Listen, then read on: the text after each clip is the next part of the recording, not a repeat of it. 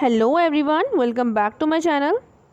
सो बच्चों, आज की इस वीडियो में हम कक्षा छठी के विज्ञान विषय की कार्यपत्रक 20 करेंगे, जो कि आपकी 14 सितंबर की वर्कशीट है।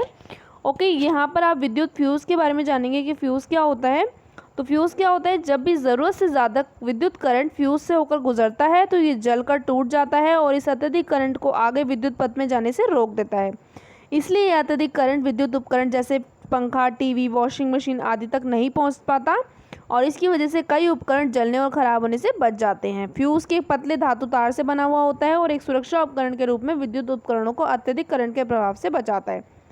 यानी कि फ्यूज़ क्या होता है, एक पतली सी तार होती है जो सभी आपकी जो बिजली से चलने वाली जो विद्युत उपकरण होते हैं उनमें लगाया जाता है।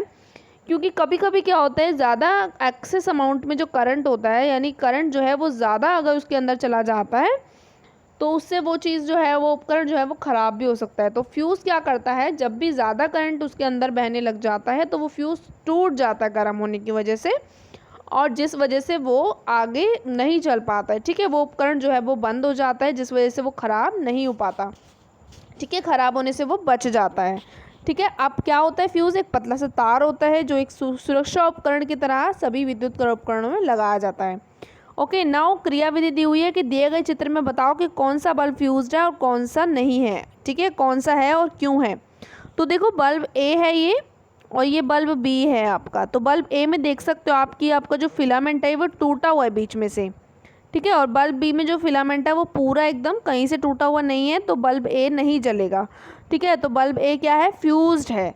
तो इसमें आप लिखेंगे कि दिए गए चित्र में बल्ब ए फ्यूज़ है क्योंकि उसका तंतु जो है वो खंडित है, जिसके कारण जो है टर्मिनलों के बीच विद्युत धारा का परिपथ टूट जाता है। इसलिए बल्ब ए के तंतु से विद्युत धारा प्रभावित ना होने के कारण यह दीप्तिमान नहीं हो पाएगा, यानी कि नहीं जल पाएगा। ओके, तो ये आपके इस एक्टिविटी का आंसर हो गया है। अब बढ़ते हैं आगे। तो इसको करने के लिए आपको यहाँ पे एक संकेत दिया हुआ है कि फ्यूज़ बल्ब का मतलब है बल्ब के तंतु का खंडित होना। ठीक है, बल्ब का जो तंतु होता है यानी फिलामेंट जो होता है वो खंडित हो जाता है, यानी टूट जाता है, जिसके कारण विद्युत सेल के जो टर्मिनल के बीच में विद्युत धारा का परिपथ जो है वो टूट जाता है।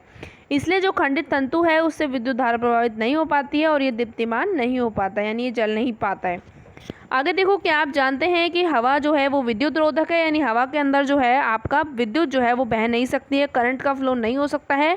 अगर हवा विद्युत चालक होती तो बिना तार के बल्ब तक बिजली पहुंच जाती और बल्ब जो है वो बिना तार के ही दीप्तिमान हो जाता।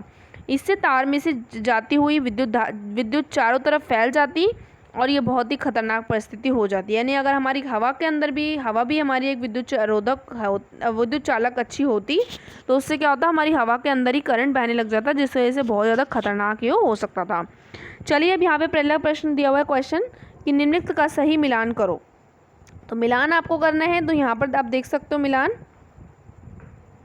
कि सबसे पहला आपको दिया हुआ है फिलामेंट। ठीक है, तो फिलामेंट को किससे आप लोग मिलाएंगे। ए पार्ट में स्विच दिया हुआ है। सबसे पहला ए पार्ट में स्विच है, तो स्विच क्या होता है, स्विच एक सरल युक्ति होती है जो कि विद्युत परिपथ को या तो जोड़ देती है या फिर तोड़ सकती है। तो ये आप ए से मैच करोगे, मैं सामने ए भी लिख रही हूँ।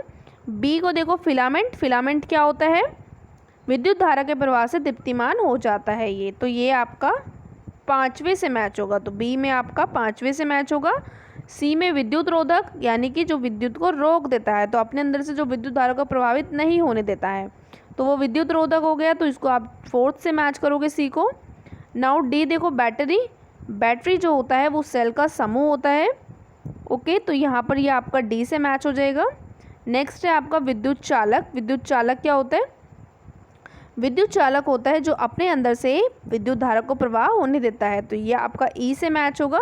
एंड लास्ट है आपका सेल जो होता है वो उपकरण होता है जो क्या करता है, आपका रासायनिक ऊर्जा को विद्युत ऊर्जा में बदल देता है, तो ये आपका एफ से मैच हो जाएगा। तो इस तरीके से आपको ये मैचअप कर लेने हैं। अब हम बढ़ते हैं अपने क्वेश्चन नंबर 2 की तरफ।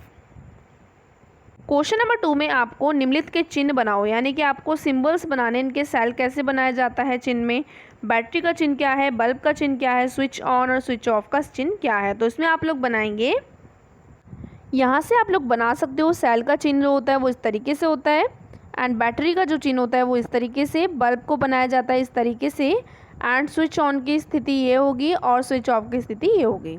तो इस तरीके से हमने सभी के चिन्ह बना लिए हैं। जाने से पहले वीडियो को लाइक करके जाना। मिलते हैं नेक्स्ट वीडियो में, तब तक के लिए बाय बाय।